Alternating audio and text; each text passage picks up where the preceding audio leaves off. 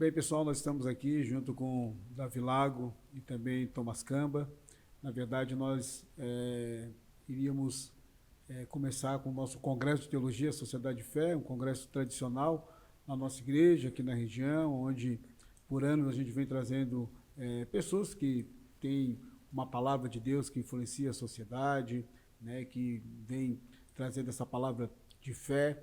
E nesses dias aqui na nossa cidade, em Tubarão, em Santa Catarina, né, nós fomos acometidos aí por fortes chuvas, né, e ameaças de enchente. Nossa cidade já passou por esse transtorno, né, há 2 anos atrás e também em 74, quando teve uma enchente que praticamente destruiu a cidade. Então, por precaução, né, todas as medidas foram tomadas e a gente achou por bem não realizar o nosso Congresso de Teologia e Sociedade de Fé. Mas está conosco o Davi Lago e o Thomas Camba, e que para nós é uma alegria, porque são pessoas que têm influenciado aí a sociedade, essa geração, né, com seus escritos, com a pregação, com o estudo, com a exposição. E eu queria passar a bola para eles e queria que eles se apresentassem. Primeiro, quero jogar a bola aí para o Davi, amigo aí de caminhada, né, tem sido aí uma voz de Deus aí na sociedade, né, tanto no meio lá fora, ali no meio intelectual, que eu acho que isso é muito importante isso, como também dentro aí da igreja. Davi, poderia te apresentar para a galera, para o pessoal te conhecer e tudo mais? Obrigado, pastor Carlos Augusto, por esse convite. Uma alegria estar aqui com meu amigo pastor Thomas Camba. Bom, eu sou o Davi, capelão da Primeira Igreja Batista na cidade de São Paulo, e sou coordenador de pesquisa no Laboratório de Política, Comportamento e Mídia, na Fundação São Paulo, PUC São Paulo, e doutorando em Filosofia e Teoria do Direito pela Universidade de São Paulo. Uma alegria, pastor. Que bom, né? Então, importante a igreja ter essa face também de estar na instituição, estar lá na universidade, estar lá no meio acadêmico também, trazendo uma voz, mostrando esse evangelho criativo, esse evangelho que salva, que transforma e que muda. E porque nós vemos hoje uma época muito confusa, né? Uma época difícil, e nada melhor do que a gente ver pessoas que podem dar uma contribuição, já estão, na verdade, dando uma contribuição para o evangelho na nossa geração. E eu quero jogar a bola agora para o Thomas Camba, africano. Ele vai estar se apresentando aí para nós e para você conhecer um pouco mais dessa pessoa que Deus tem abençoado profundamente aqui na nossa nação. Obrigado, pastor Carlos. Uma alegria imensa estar aqui com vocês, né? Com meu amigo Davi também aqui. E primeira vez em Tubarão, já rodei alguns lugares aqui de Santa Catarina, mas Tubarão, primeira vez. É uma alegria imensa. Meu nome é Thomas Camba, eu gosto de me apresentar como um angolano pelo mundo, porque eu rodo, rodo o mundo, fazendo muita coisa por ali. Eu sou professor de filosofia e teologia, fundei a editora Quitanda, uma editora que tem se dedicado no processo de publicação de boa literatura para a igreja. Sou mestrando em arte e cultura ali pela Universidade Presbiteriana Mackenzie e tenho também caminhado aqui estabelecendo esse diálogo entre cultura, literatura e teologia. Que bom. Bem, o nosso congresso, Davi, a gente sempre tratou essa questão sobre sociedade, a importância de nós vivemos em sociedade, né? Nós, na verdade, todos nós precisamos uns dos outros, vivemos uma sociedade organizada, né? E eu queria que tu falasse um pouco sobre sociedade, sobre essa questão do evangelho estar inserido numa sociedade, do evangelho também ser esse diferencial na sociedade. Qual o teu ponto de vista sobre esse ponto importante? É uma decorrência natural da vida cristã o impacto dos discípulos, das discípulas do Senhor Jesus na comunidade onde eles vivem. Então, quando nós, por exemplo, estudamos o Sermão do Monte, Jesus, logo após a abertura desse sermão, o primeiro dos 5 grandes discursos de Jesus no Evangelho de Mateus, Jesus ele descreve as bem-aventuranças ou as marcas do caráter de um cristão. Ele diz que um discípulo verdadeiro, uma seguidora genuína do evangelho, é alguém que vai ser pobre em espírito, uma pessoa quebrantada, bem-aventurados que choram, os mansos, os que têm fome e sede de justiça, os misericordiosos. E o que é interessante é que depois dele descrever esse caráter do cristão, ele diz, vocês são o sal da terra e vocês são a luz do mundo. Então, a decorrência natural de um verdadeiro cristão que tem o caráter de Cristo, é salgar, é transformar, é iluminar, é dissipar as trevas. Jesus ele fala de um impacto natural, orgânico, que é uma consequência natural de servir Jesus. Lógico, se nós somos pessoas com o coração quebrantado e humilde, num mundo de pessoas orgulhosas, arrogantes, individualistas, egoístas, que só pensam em si, que só pensam em acumular. A gente vive num mundo, uma sociedade, né, pastor? Que ninguém se importa com o problema de ninguém. Ninguém tá nem aí pro problema de ninguém. Então é cada um por si o tempo inteiro. Aí vem alguém bem-aventurado. Olha, Jesus, aprendei de mim que sou manso e humilde de coração. Jesus humilde. Então a pessoa tem um comportamento diferente. O que vai acontecer? Vai iluminar essa sociedade. Vai brilhar. As pessoas vão ver algo diferente, um outro tipo de comportamento. E Jesus chama isso então de boas obras que glorificam o Pai que está no céu. Então eu vejo assim como uma decorrência natural. E Jesus coloca dois empecilhos que ele alerta, ele coloca na sua fala. Primeiro, é o cristão que perde a essência, é o sal que perde o sabor. Ele não serve para mais nada, Jesus falou, a não ser lançado fora, pisado pelos homens. Então, quando que a igreja não impacta a sociedade? Primeiro, quando ela perde a essência. E segundo, quando a igreja está mal posicionada. É a lâmpada que não está no local adequado. Não adianta colocar uma lâmpada embaixo da mesa, Jesus falou, ela não vai brilhar. Então, o cristão covarde, que se esconde, que prefere viver para dentro, Jesus fala, não se pode esconder uma cidade edificada sobre um monte. Então, a influência cristã, as boas obras, não são boas obras de salvação, não são boas obras para eu ser salvo, não são boas obras para eu aparecer, que Jesus vai condenar na sequência do Sermão do Monte. São boas obras que vão glorificar o Pai que está no céu. É uma atitude na sociedade que a pessoa olha e fala, olha esse povo como ele é diferente. E as pessoas, então, têm sede de Deus, que o sal também dá sede, né, pastor? Eu acho que isso é importante, porque dentro de uma sociedade que nós vivemos hoje, uma sociedade plural, uma sociedade, né, que está aí na era da pós-verdade, uma sociedade relativista, individualista, como você falou, né, a igreja tem que ter esse papel diferenciador, ou seja, o discípulo tem que ter. Agora, quando a gente se aproxima das fronteiras da sociedade, com os mesmos valores, com os mesmos propósitos, a gente não influencia essa sociedade, pelo contrário, a gente faz um péssimo serviço para a sociedade no ponto de vista que tu falou, que é essa questão do testemunho, né, de testemunhar, de ser sal da terra, de ser luz do mundo. Eu acho que, talvez você concorde comigo, eu acho que John Stott foi muito feliz quando ele escreveu ouça o Espírito e ouça o mundo, porque nós temos que ter realmente essa percepção de ouvir o que Deus está falando a nós, mas também de ouvir o que este mundo está falando e levar o Evangelho para essa sociedade, como você bem frisou. Então, nosso congresso, a gente trata esse tema porque a gente acha importante, começando com, já vou passar aqui para o Thomas, né, um angolano aí no mundo, né, a gente trata esse tema porque teologia, sociedade, só está na sociedade. Eu sou um cristão, eu estou na sociedade, mas eu não tenho nenhuma noção dos princípios elementares da palavra de Deus, da Bíblia, não leio a Bíblia, não. Teologia, sociedade e fé para a gente poder viver cada dia. Eu queria perguntar para você, Thomas, como é que é ser evangélico, vamos dizer assim, na África, em primeiro lugar, né? Você está aqui hoje no Brasil, estudando, pesquisando, né? Servindo ao Senhor aqui, mas no teu período no solo africano, o evangelho na África, o evangelho que se esparrama para a sociedade também, como é o evangelho na África? Como você poderia falar para nós essa questão? Legal, pastor. Eu acredito que o continente africano é um dos continentes que mais cresce em todos os aspectos, né? Quer seja no sentido populacional, quer seja no sentido religioso. Então você tem uma população cristã muito grande no continente africano, uma população evangélica crescente, e os evangélicos, os cristãos de maneira geral, eles vão crescendo cada vez mais. Então isso é um ponto extremamente importante.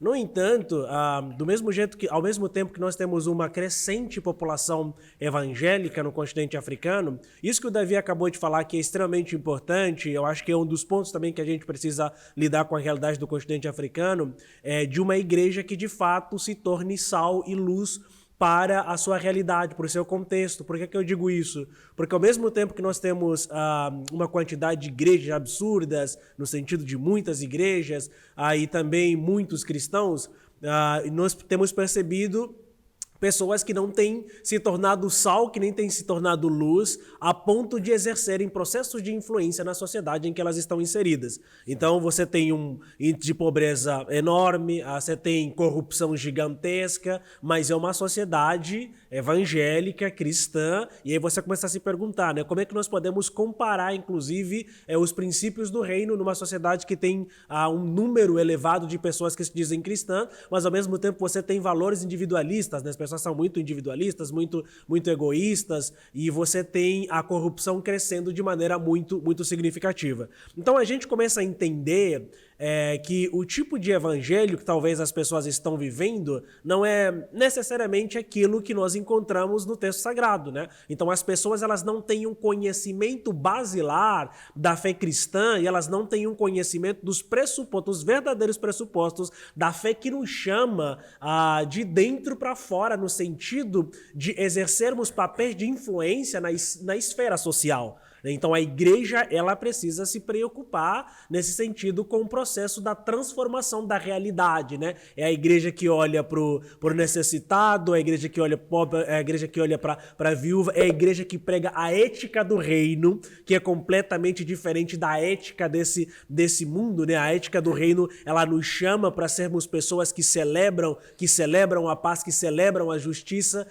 Então quando a gente olha para a realidade do continente africano, eu poderia dizer que é um continente que tem crescido muito, você tem um crescimento estrondoso em termos populacional e também em termos populacionais, e também em termos de evangélicos. Então eu acho que nos próximos 20 anos o continente africano será o continente com maior número de pessoas cristãs no mundo, né? Mas aí nós como cristãos, inclusive cristãos brasileiros, o Brasil tem exercido uma influência muito grande no continente africano, então precisamos nos perguntar que tipo de cristianismo nós estamos levando para o continente africano, né? Tu diz essa influência brasileira para o continente africano mais televisiva, mais missionária, mais missional, que influencia?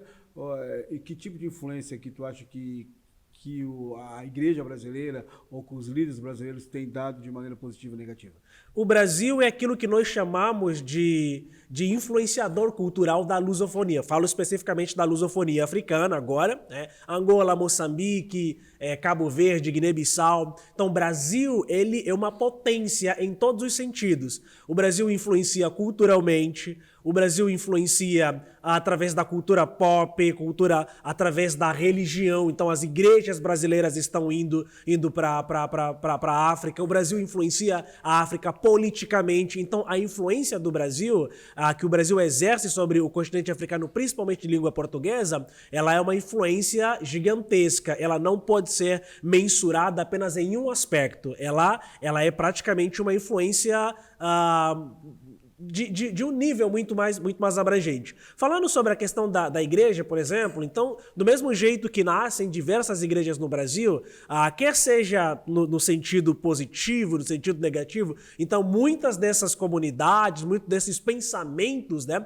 acabam também sendo levados para o continente africano. Recentemente, eu não vou citar aqui os nomes, mas tivemos um problema, inclusive, que envolveu política, né, e problema que envolvia a igreja, que é alguma igreja que é brasileira, que foi para lá, para o continente, para Angola de maneira específica, e em outros lugares do continente africano, que ela foi expulsa lá por diversos problemas ali que estavam ligados em ordem moral, inclusive. Então, quando a gente observa isso, puxa vida, né? Então o Brasil ele tem essa capacidade, tem esse lugar de privilégio, se podemos dizer, de influenciar, de levar também coisas boas para a realidade do continente africano, né? E hoje nós somos muito influenciados pelas novelas, né? Por aquilo que é produzido aqui no Brasil. A África já influenciou o Brasil lá atrás, né? Principalmente trazendo sua gente quando muitos foram trazidos aqui de maneira escrava, já foi influenciado, a África influenciou o Brasil,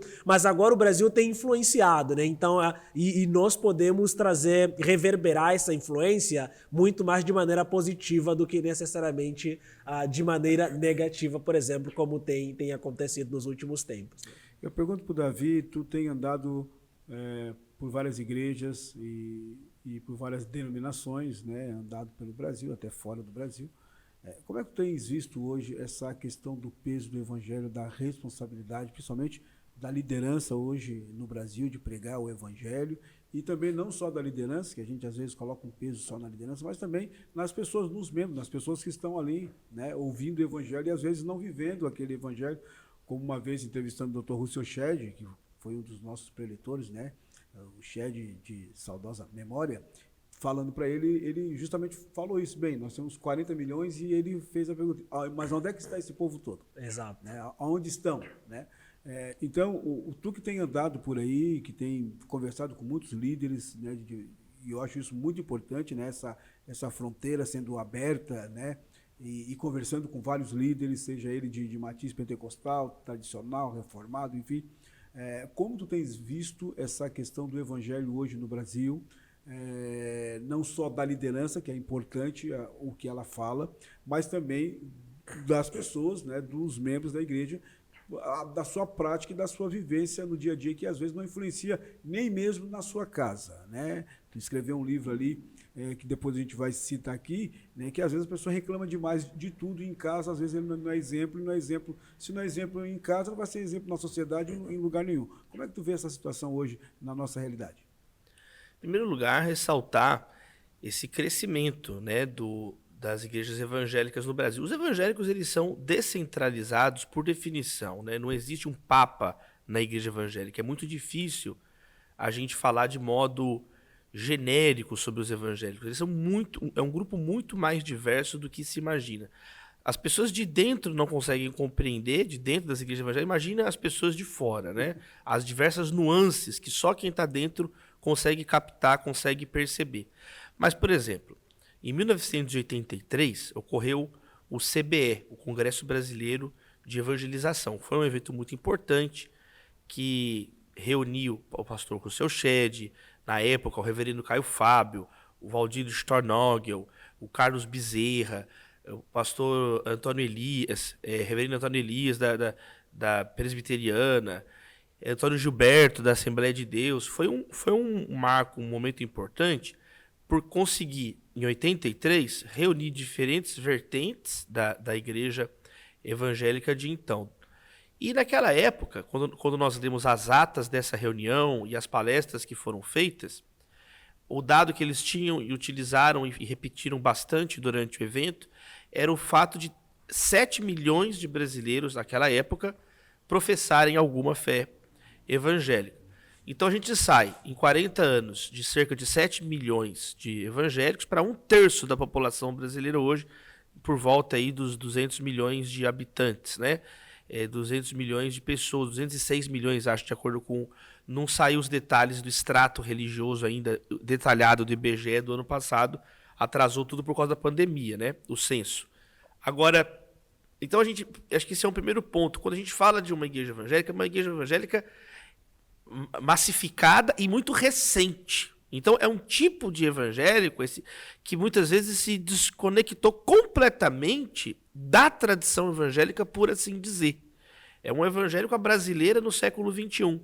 Então, por exemplo, você vê nas origens da Reforma Protestante um apreço muito grande pela liberdade de expressão, né? Na maior parte dos grupos evangélicos, John Milton foi uma figura central na fundação da filosofia, dos fundamentos filosóficos da liberdade de expressão. Hoje você vê muitos grupos evangélicos que são extremamente... uma visão extremamente reducionista da mídia, demoniza a mídia o tempo inteiro, como se a mídia não fosse uma criação dos próprios evangélicos, assim, a liberdade de expressão para a mídia, o texto fundante do direito à informação na era moderna é de John Milton, é um texto chamado Areopagítica, que influenciou depois todo o John Stuart Mill, todos os outros remontam a ele, né? Oliver Wendell Holmes, todos os grandes teóricos, Alexander Michael John, todos os grandes teóricos da liberdade de expressão remontam. O locus clássico de fundação é um texto de um evangélico. A ciência moderna, né? Os evangélicos sempre foram pró-ciência, investiram. John Harvard era um pastor que fundou a Universidade de Harvard, que hoje carrega o seu nome. E aí você vê hoje evangélicos no Brasil, uma mentalidade extremamente anticientífica, né? Até mística, curanderismo, ou seja, então a gente tem muito no evangélico, um evangélico diluído, se você vai comparar com as origens, né? do pensamento evangélico. Então, por esse ponto de vista, eu vejo que falta um maior estudo, uma maior compreensão dos evangélicos do que é a própria tradição evangélica, né? Eles desconhecem a própria tradição. Muitas vezes, o que a gente chama de evangélico no Brasil acaba que se parece na prática com uma fase, inclusive, muito triste do catolicismo medieval. Época de cruzadas, de matar o outro, de exterminar o que pensa diferente, né?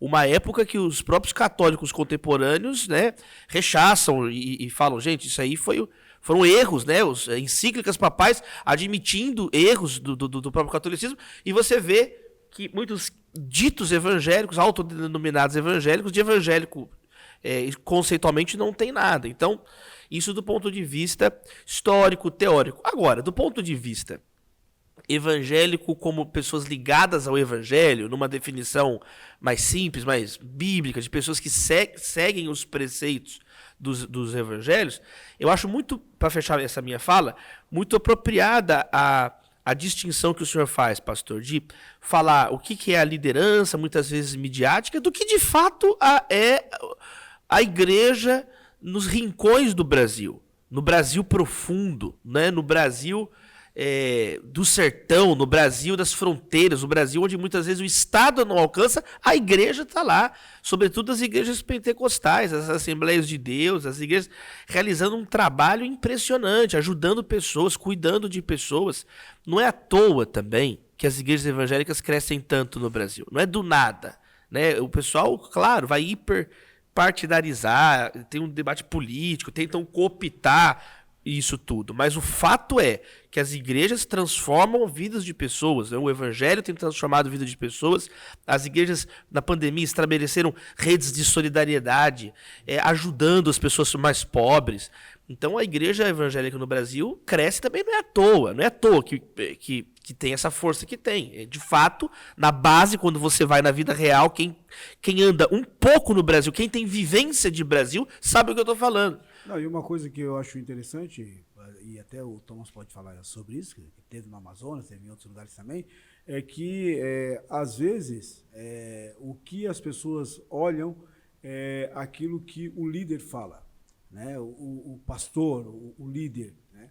Mas a igreja real, como tu falou, né? Ela está lá nos rincões, ela está lá na periferia, aquela irmãzinha pobre, que o marido era viciado em álcool e ela orou e agora ele se converteu, a família mudou, a história mudou. Quer dizer, são coisas pontuais que hoje a gente não está dando mais valor para isso, né? A gente dá valor para aquilo que é o grande testemunho ou para aquilo que é macro, grande, né? Hoje a gente tem aí toda essa estrutura aí do coach e tudo mais, mas na verdade a igreja em si, ela cresce dentro dessa estrutura que é uma estrutura de mudança, de transformação, e que às vezes isso é rechaçado, isso às vezes não é visto.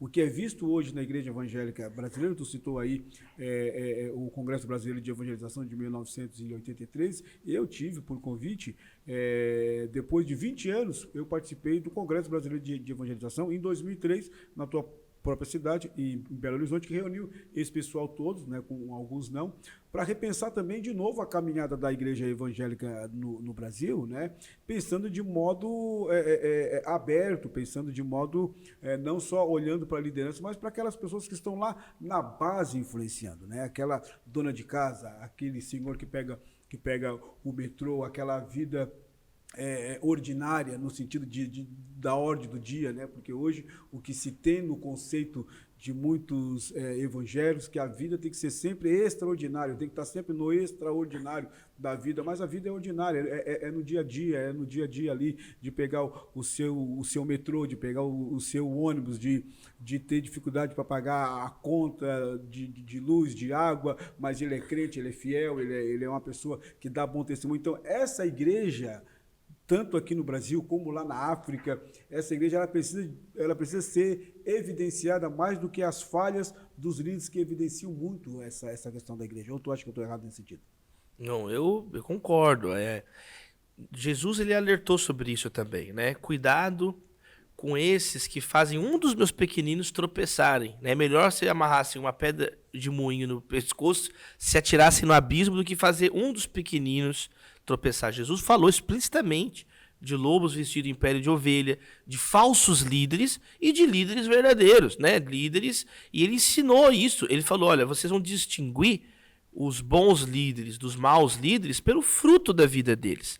Então muitas pessoas muitas vezes estão falando pelos cotovelos, mas assim, não vivem o evangelho básico, não tem amor ao próximo, a própria família odeia a pessoa, não respeita ninguém, pessoas megalomaníacas, pessoas completamente insensíveis, que pregam de púlpitos de marfim, completamente desconectados da realidade. Então, que Deus tenha misericórdia de nós, né? Aquele que está de pé, vigie para que não caia. Longe de nós também toda empáfia, toda maneira. Mas está na Bíblia, não sou eu que estou falando. Jesus alertou que nós devemos, né, colocar sob o escrutínio da palavra esse tipo de liderança também, pastorzão.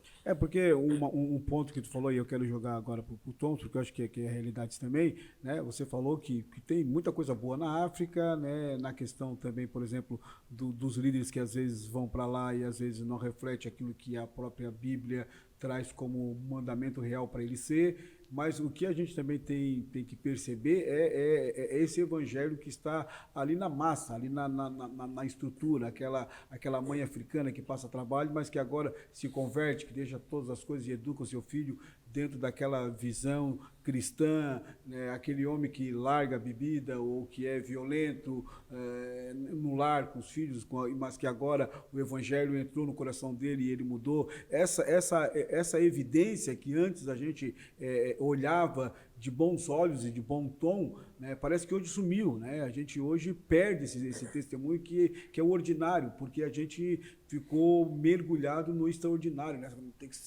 Tudo tem que ser grande, tudo tem que ser maior, a igreja tem que ser muito grande, né? A teologia tem que ser muito afinada e tudo. Não estou dizendo que nós não temos que ser bons teólogos, né? Eu estou falando que nós temos que evidenciar, né, e não colocar um estigma, uma marca na igreja evangélica, seja no Brasil ou na África, né, pelo ponto de vista da liderança. Nós somos todos pastores aqui, né? Nós somos todos pastores aqui, mas nós sabemos que muitos pastores têm, de fato, se mostrado como salvadores da pátria, influenciando tanto no campo político, social e tudo mais.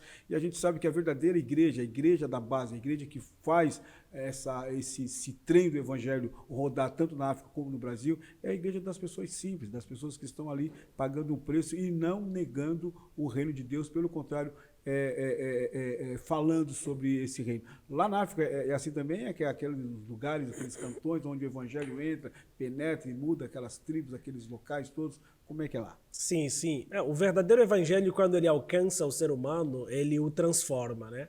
E por mais que a gente tenha, não nos últimos tempos, isso acontece na história da igreja, né, que o Davi acabou de citar, Jesus mesmo alerta a respeito desses falsos ensinamentos, falsos mestres, que às vezes nós acabamos sendo muito mais conhecidos por causa desses ensinamentos falsos do que em virtude da verdadeira transformação que está acontecendo no cerne ali do ser humano. E Jesus fala, né, que as portas do inferno não prevaleceriam contra a igreja. Então, independente do que aconteça, a igreja verdadeira, o verdadeiro evangelho, continuará triunfando, transformando pessoas e levando pessoas para Cristo. Pastor, os melhores testemunhos, assim, a melhor pregação que eu já ouvi na vida foi de uma pessoa lá nos rincões da África que não sabia ler nem escrever, né? Mas que era uma pessoa tremendamente usada pelo Espírito Santo, que quando ela, né, abra a Bíblia no versículo tal, capítulo tal, e ela era usada pelo Espírito, Davi, mas era uma pessoa iletrada, praticamente. Mas ela pregava com tanta graça, autoridade e ousadia vinda da parte de Deus. Então é desse tipo de evangelho que nós estamos falando, né? Então quando nós nos referimos que a igreja ela não tem participado necessariamente do processo da transformação da realidade, da sociedade, não é uma fala, inclusive no sentido de querer olhar para a igreja como um local só de teologia. Não é nesse sentido. Mas é mesmo no básico, no ordinário, como o pastor falou, de vidas que são realmente transformadas, de mães que são transformadas a ponto de amarem seus filhos, de maridos que são transformados a ponto de amarem seus filhos, suas esposas. Então, esse verdadeiro evangelho, ele acontece, e no continente africano tem acontecido. Lá nas aldeias você encontra pessoas que ficam apaixonadas por receber uma Bíblia, né? Enquanto que nós nas grandes cidades, por exemplo, a gente tem a Bíblia de todos os formatos e todo tipo de Bíblia. Bíblia do avô, do faxineiro, do pedreiro, mas a única coisa a única coisa que a gente não faz verdadeiramente é ler essa Bíblia. E eu tenho me deparado com situações de interior de pessoas que têm uma metade da Bíblia, né, que ela nem é completa, inclusive, é um pedaço, você vê a Bíblia toda esfarelada, mas a pessoa ama aquilo como a palavra de Deus e está ali zelando por aquilo. E quando você dá uma simples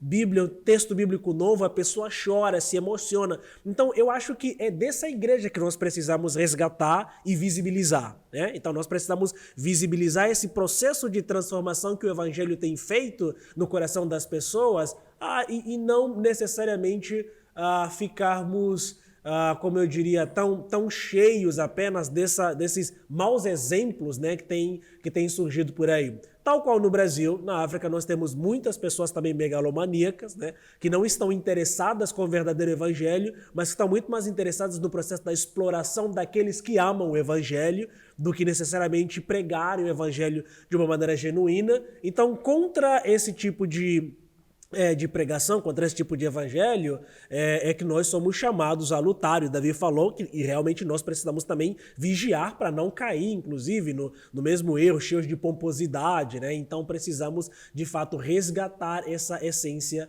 do verdadeiro evangelho. Mas concluindo minha fala, sim, nós temos presenciado muita transformação, muitos testemunhos ordinários e também extraordinários do poder do evangelho, daquilo que tem acontecido realmente lá nos rincões do continente africano. E as pessoas têm se achegado a Jesus não é por coisas mirabolantes, mas pela visitação genuína do Espírito Santo causado pelo poder da palavra. Aqui já. Bem, nós estamos aqui com o Davi Lago, né, e com o Thomas Camba, um papo bem joia, bem descontraído, né, remetendo aí o nosso Congresso de Teologia, Sociedade de Fé.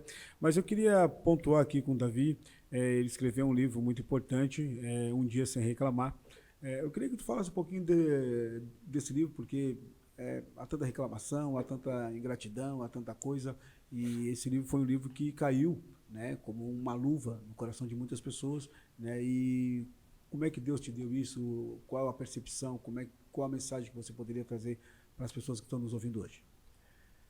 Em 2014, nós realizamos um projeto com os jovens da Igreja Batista Getsemane. Na época eu pastoreava a juventude, com atitudes que pudessem transformar a vida das pessoas. Na verdade, chamava Semana contra o Esfriamento Global. Então eram 7 atitudes contra atitudes de esfriamento nos relacionamentos, um trocadilho assim. Uma dessas atitudes era fique um dia sem reclamar, um dia sem reclamar. Que não é fácil. Ficar um dia sem reclamar. Então era dê um presente para os seus pais. Eram 7, eu não lembro de cor todas, mas eram atitudes desse tipo assim.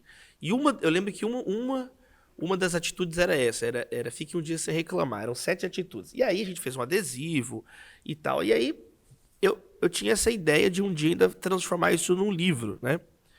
transformar as 7 hashtags, cada uma em um livro.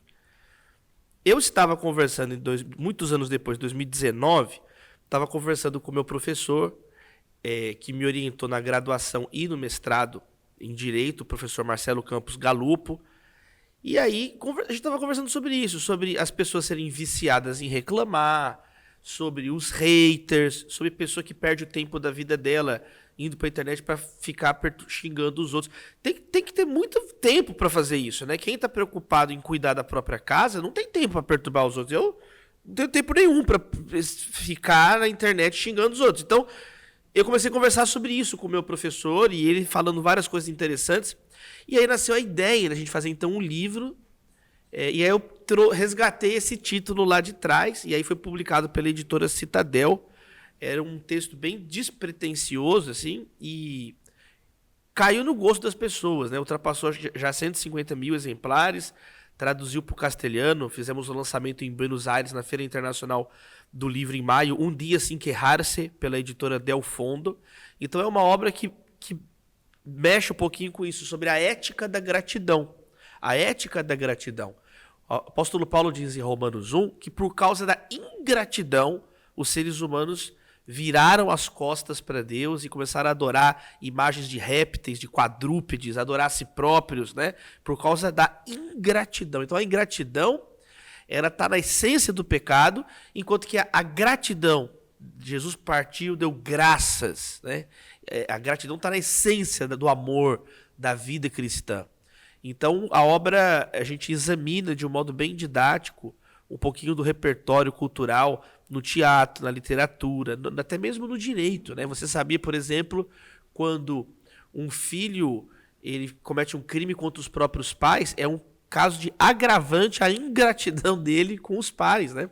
Então a gente estudou essa repugnância universal contra a ingratidão. E examinando por que os seres humanos têm uma resistência tão grande, mesmo no meio do crime. Se você, entre os bandidos, quem é ingrato é o traíra. Então, não existe. É um dos raros consensos da humanidade.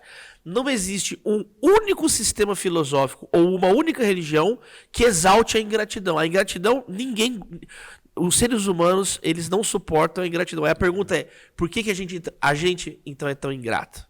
E aí a gente vai examinar um pouquinho essa questão. Interessante, um ponto bom para a gente pensar, todos nós pensamos, nós como pastores, porque às vezes até, Davi, e até uma palavra para pastores até de igrejas pequenas, porque hoje a gente tem que fazer essa divisão que não é bíblico, mas às vezes tem que fazer. Às vezes o cara tem a igreja dele lá que é pequena, tem 30 membros, outro lá tem 100, outro lá tem 1.000, tem 2.000, e aquele que tem 30, às vezes ele não é grato com aqueles 30 que ele está ali pastoreando. Né? Ele olha para aquele que tem 1.000 e ele fica ingrato. Por comparação, né? Por comparação, ele fica insatisfeito, né? E a gratidão, como o Davi falou, a ética da gratidão, que eu tenho falado também muito na nossa igreja, é um ponto focal no Evangelho. A gratidão é um ponto focal para nós. Então, aí, ó, o livro do Davi Lago, né, Um Dia Sem Reclamar, é um livro que trabalha essa questão da ética, da importância de nós resgatarmos, né, algo bíblico, né, que, como o Davi falou, que não é exaltado em nenhum tipo de estrutura. A ingratidão, ela sempre vai ser rechaçada. É autodestrutiva, né, pastor? Em qualquer área. Né? Seja a pessoa que tem a graça salvífica, seja a pessoa que está debaixo da graça comum de Deus, ninguém vai aceitar a ingratidão.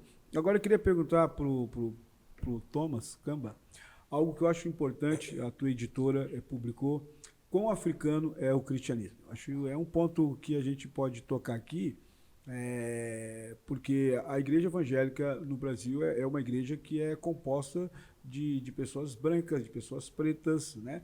E esse livro ele vem a mostrar para nós, né, a importância de nós fazer um resgate e não emoldurar somente uma cultura eurocêntrica, né? E trazer um resgate e olhar para esse resgate lá atrás, né?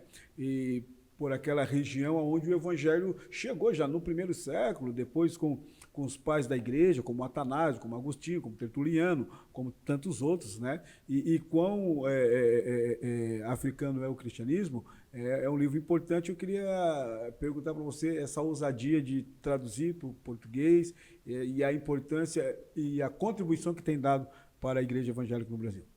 Boa, pastor.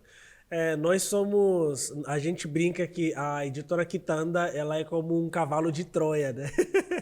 Porque dependendo da ideia que você tem, você rotula a Quitanda como uma editora de um determinado espectro, mas quando você olha pro livro, você acaba percebendo. Então, nosso objetivo na Quitanda é trazer realmente literatura de edificação da igreja.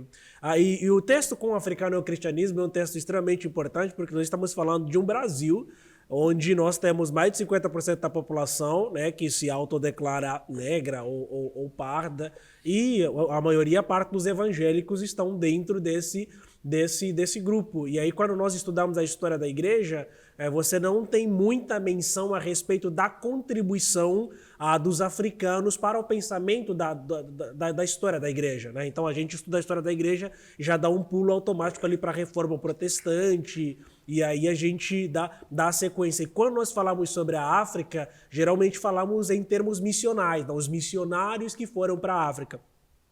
E isso, pastor, antes de entrar no contexto brasileiro, isso tem causado um estrago muito grande no continente africano, porque a nova geração de jovens africanos, muitos deles não querem saber do cristianismo, exatamente porque o cristianismo tem sido passado como essa religião do homem branco opressor por causa do passado recente da escravidão. Então, nosso processo na Quitanda é trazer livros que mostram, né, que evidenciam boas pesquisas históricas, que mostram que antes do cristianismo migrar para ir para a Europa, né, o cristianismo já havia se instalado no continente africano, né? Então, o cristianismo também é africano. Nós podemos considerar, inclusive, pode soar uma heresia, mas podemos considerar, inclusive, o cristianismo como uma religião de matriz africana, no sentido dele ter nascido também no solo africano. Como o pastor falou, você tem grandes pensadores como Orígenes, Atanásio, Clemente de Alexandria. Aliás, os grandes dogmas da fé cristã, as doutrinas basilares da fé cristã,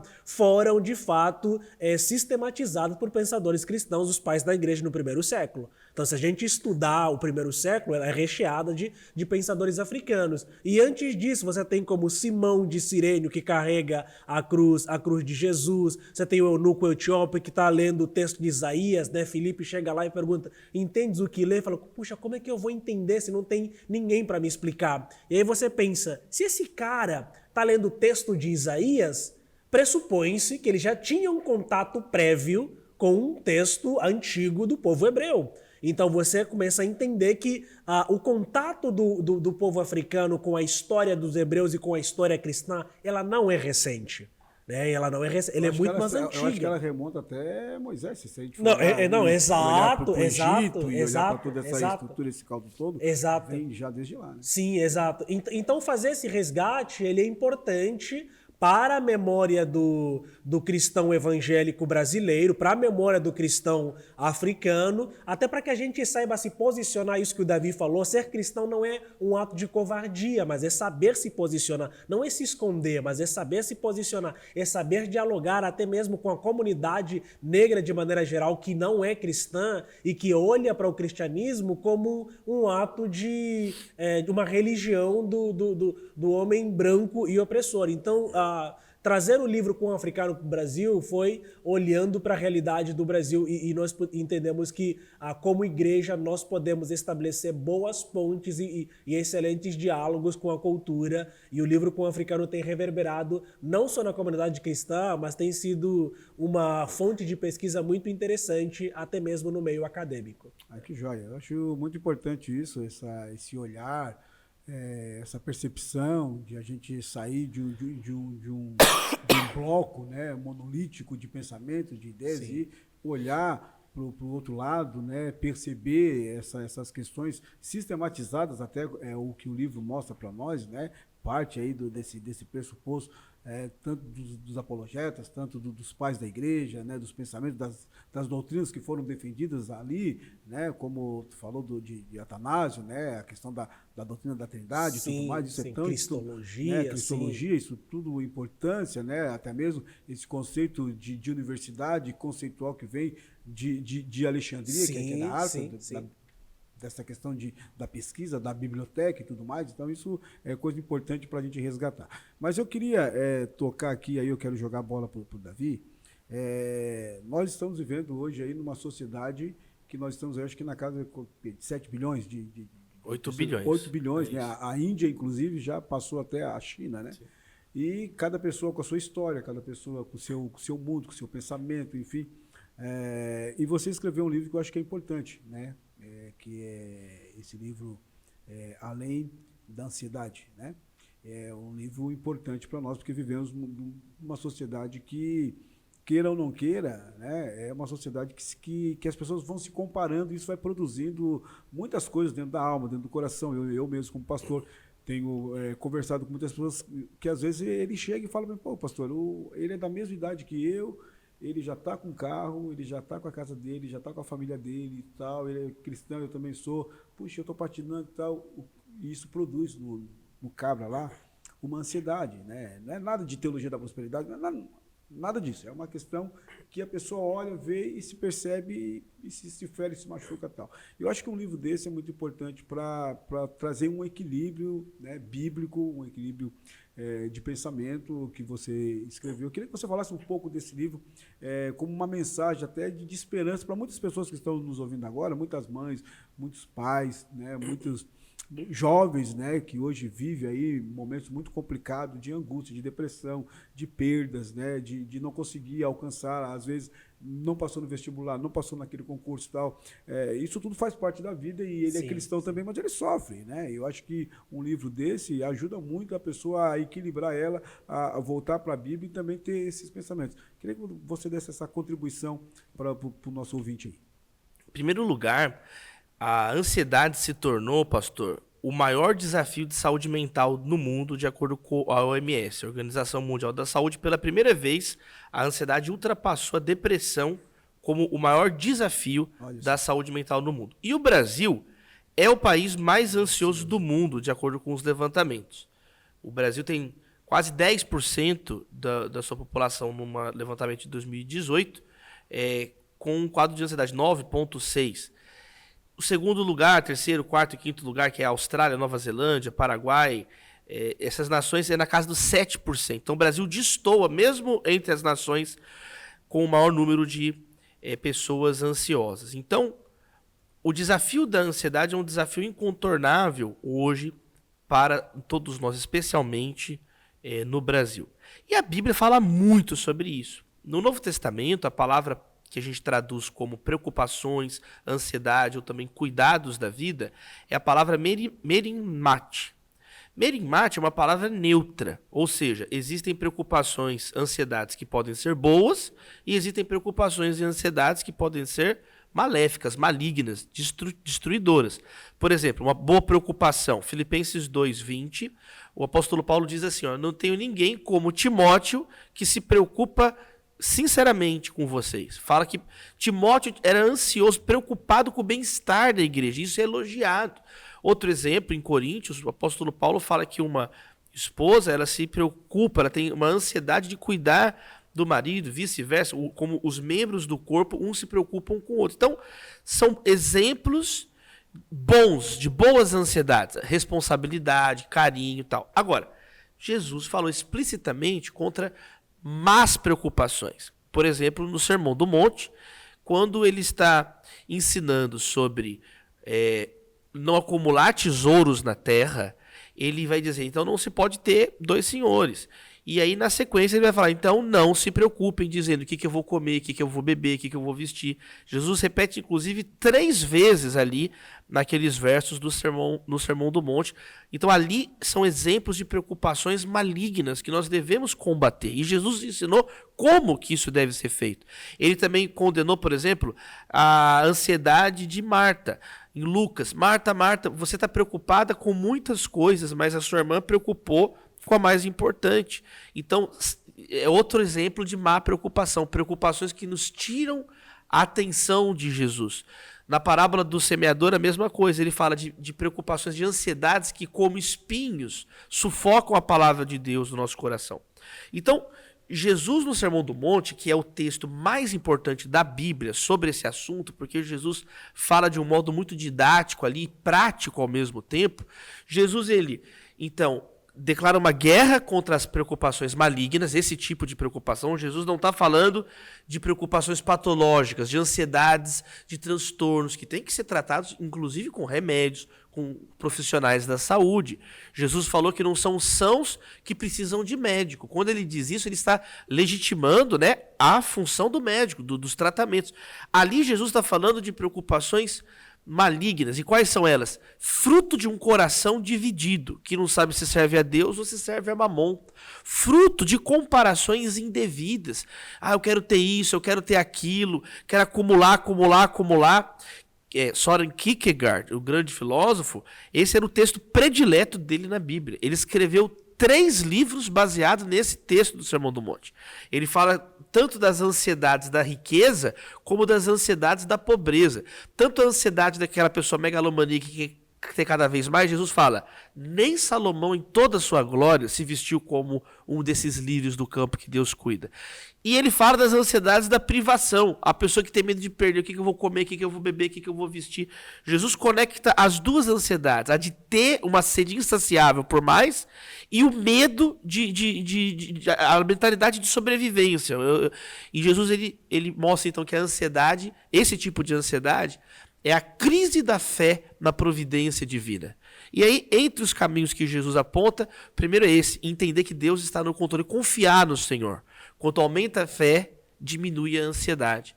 Outra coisa que ele fala, basta cada dia o seu próprio mal. Então, entender também as nossas limitações. E Jesus ele é bem pragmático nesse sentido. Ele não nega que existem desafios diários, mas nós não podemos tentar viver 1000 dias em um dia só. Então a obra, além da ansiedade, é uma obra onde a gente vai estudar um pouquinho da teologia, de autores importantes da tradição protestante católica que se debruçaram sobre esse tema, como Paul Tillich no protestantismo, Hans von Balthasar no catolicismo, e especialmente estudar os 3 textos-chave, né, do Sermão do Monte, Mateus 6 especialmente, Filipenses 4, Apóstolo Paulo, e 1 Pedro capítulo 5, que são temas que encaram de frente a questão da ansiedade, pastor. Que bom, acho que isso é muito importante, como já foi falado aqui, essa questão da ansiedade. Queria perguntar para você como é que você vê isso, como é que o povo africano vê isso, como é que você como pastor, como uma pessoa que tem andado, percebido também essa questão hoje que a gente vive. As pessoas hoje, muitas pessoas, como foi falado aqui, estão depressivas, estão tristes, abatidas, né? Nós estávamos conversando antes de chegar aqui, a gente estava falando do luto, né? Eu mesmo tenho passado por esse processo da perda da minha mãe, né? Então a gente sabe que é necessário essas palavras para acalentar o nosso coração, e elas estão na Bíblia, mas a gente tem que trazer isso de forma também prática para as pessoas entenderem e compreenderem. Como é que você vê isso dentro da sua cosmovisão? Eu acredito, como o Davi ressaltou, a ansiedade ele é um problema já mundial, né? Então isso extrapola territórios, então é a mesma dificuldade, quer seja no Brasil, quer seja na África de maneira geral, mas essa realidade de que o Brasil é um dos lugares com pessoas mais ansiosas é uma realidade que eu enfrento pelo fato de ser africano, e eu realmente enxergo isso. As pessoas no Brasil são muito ansiosas. Eu converso com a minha esposa fala, não acredito que você está tranquilo em relação a esse assunto, porque assim, o nível de ansiedade que eu consigo enxergar no brasileiro como estrangeiro, né, como alguém que veio de uma outra cultura, que tem um predomínio da realidade de maneira diferente, então eu consigo enxergar realmente esse nível de ansiedade. Falando da nova geração, eu fui pastor de jovens por muito tempo. Uma das coisas que tem evidenciado muito esse processo de ansiedade tem a ver também com a comparação, e ela tem sido muito evidenciada por causa do acesso grande que nós temos da internet. Então as pessoas hoje estão gastando muito tempo no Instagram, então você vê, cara, e você é bombardeado o tempo inteiro com muitas informações, né? Olha, fulano de tal é milionário aos 30, aí você fala, cara, eu tô com 29, ainda tô pagando boleto, o que eu tô fazendo da vida, sabe, né? E aí você vê muitas pessoas, né, ganham dinheiro enquanto você dorme, e você fala, cara, como? Então você tem muitas receitas mágicas mágicas, muitas fórmulas mágicas. E para nós que somos cristãos, que fomos chamados pelo Rei Eterno, nós precisamos ter muito cuidado para não cairmos nessa cilada a ponto de esquecermos a nossa verdadeira identidade, no sentido de não nos preocuparmos com o acúmulo de riqueza, né, a ponto de tornarmos o dinheiro como um Deus e é capaz de captar a nossa alma, de tornar cativa a nossa verdadeira identidade, de experimentar de maneira profunda a graça de Deus nas coisas mais simples da vida. Então eu vejo muito que o acesso à tecnologia é boa, né? A Instagram é legal, a Facebook, Twitter e outras redes sociais, mas nós precisamos ter muito cuidado para nós não sermos seduzidos pela fantasia que é apresentada nesses lugares. Então nós precisamos ter uma leitura da realidade. E eu acho que algo que pode nos trazer para a realidade é o constante acesso à palavra de Deus, né?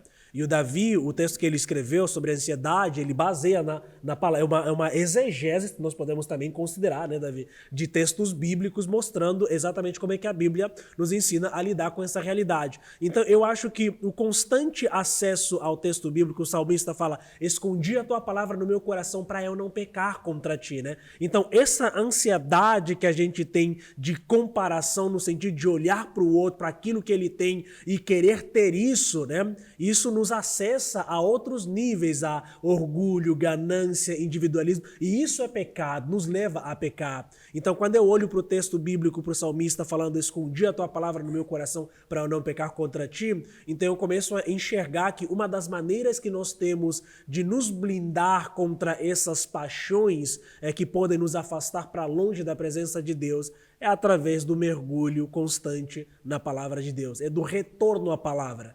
Porque esse retorno à palavra nos ajuda a perceber quem nós somos, quem Deus é, qual é o verdadeiro motivo de estarmos aqui. E no final das contas, não se trata somente daquilo que nós estamos fazendo aqui. Nós fomos chamados para algo maior e melhor. Nós fomos chamados para um relacionamento íntimo e profundo com o Eterno, e nós fomos chamados para viver a eternidade, e ela não se resume àquilo que nós temos aqui agora, né?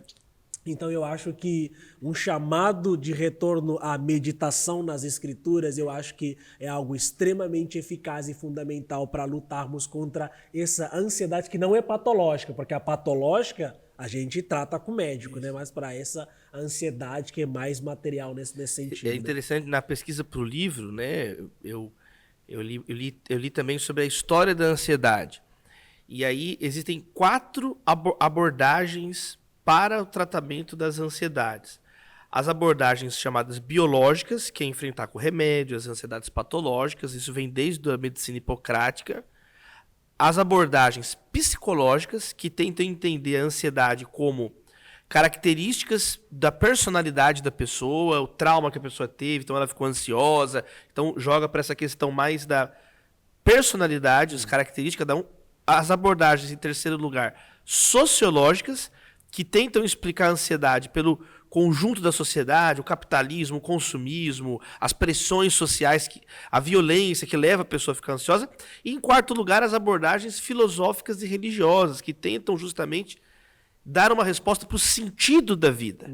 O sentido da vida, as ansiedades ligadas à culpa, ao propósito da existência, isso não é resolvido com remédio. Não tem. Se só remédios resolvessem também as questões da ansiedade, não haveriam suicídios em nações com alto índice de desenvolvimento humano.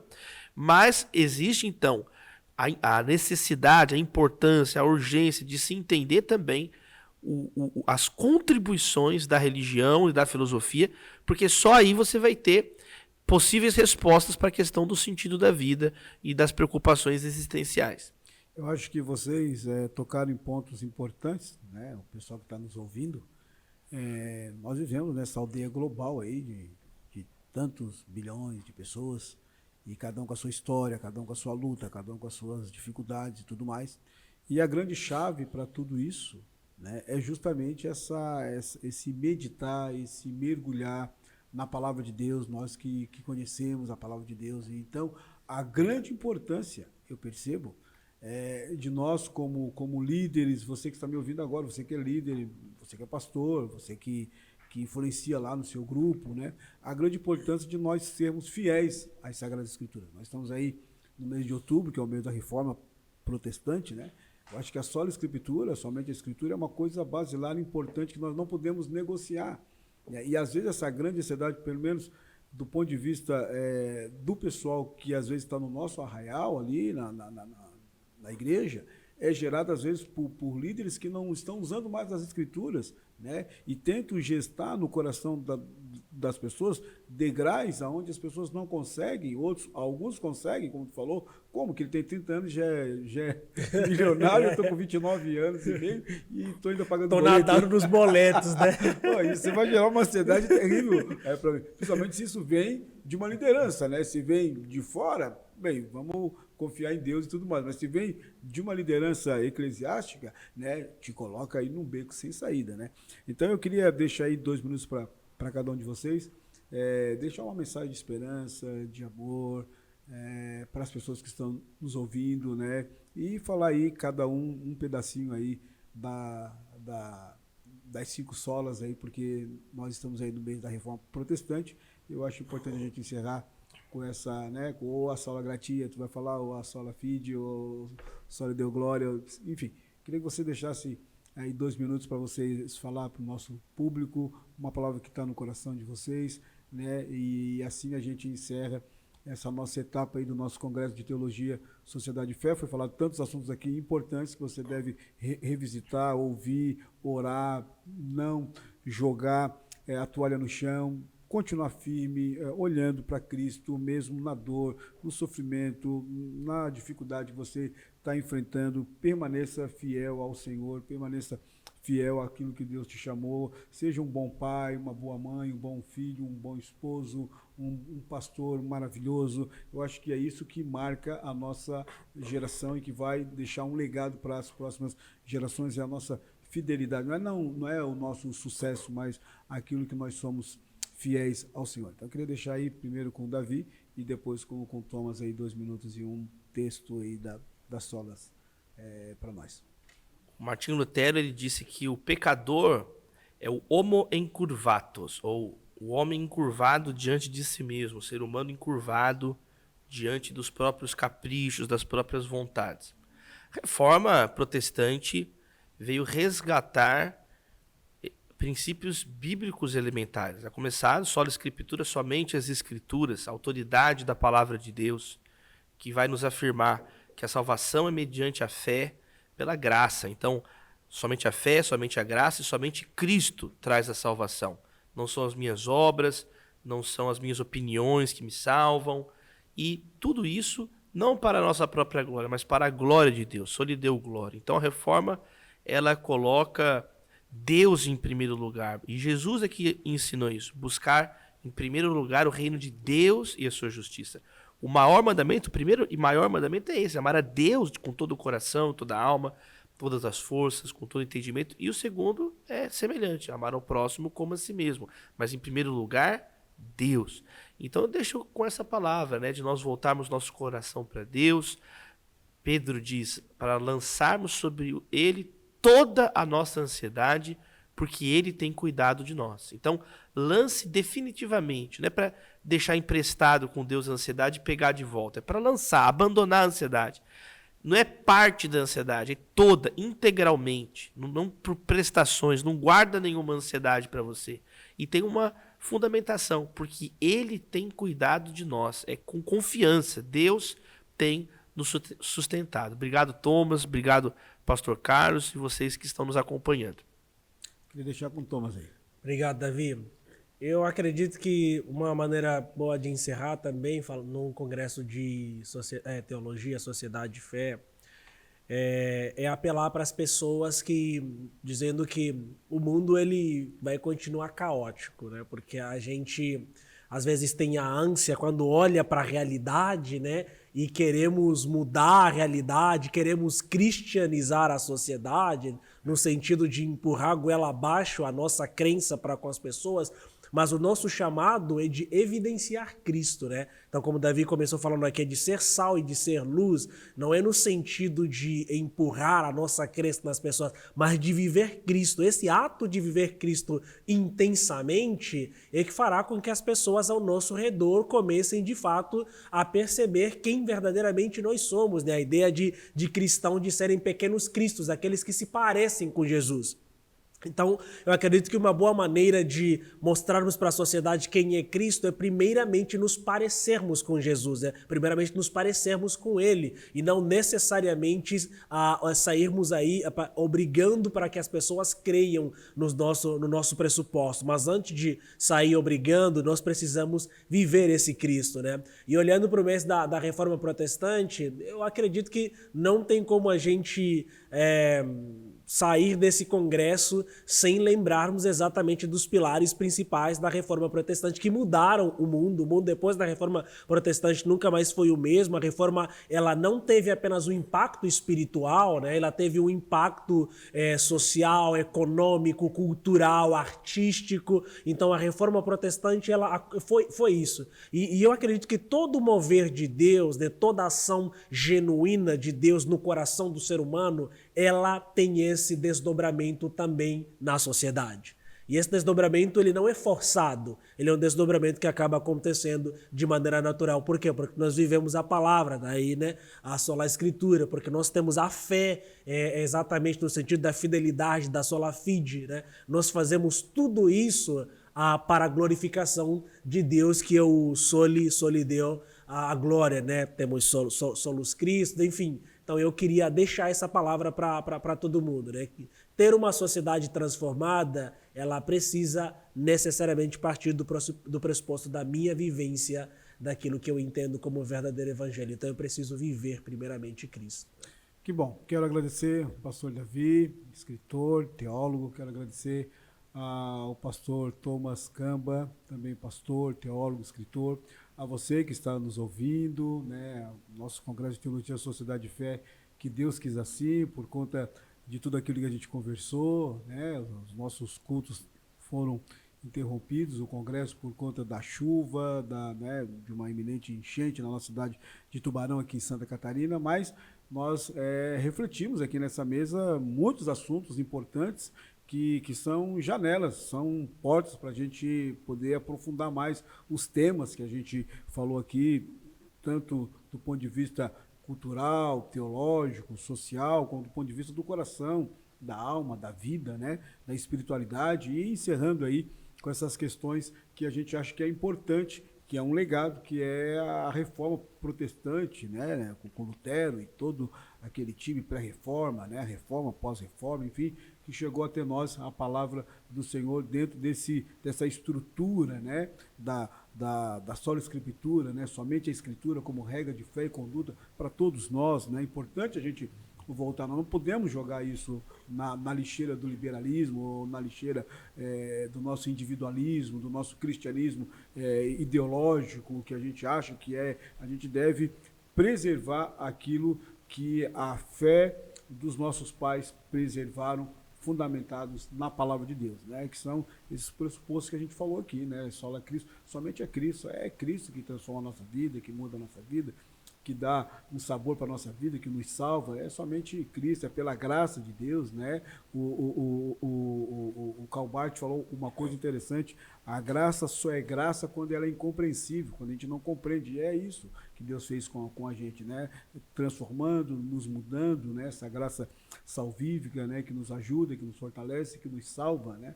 Então isso é muito importante. Queria deixar essa palavra para você que talvez está passando por alguma dificuldade, alguma luta, ou alguma crise até dentro da identidade cristã. Permaneça firme, fique firme, vai para a Bíblia, estude a palavra do Senhor e deixa Deus também usar a sua vida como um instrumento, como foi falado aqui pelo Davi Lago. Deus também quer usar você como sal da terra e como luz do mundo. Deus abençoe a sua vida, fique na paz do Senhor, e assim nós encerramos o nosso Congresso de Teologia, Sociedade e Fé no ano de 2023. Um abraço.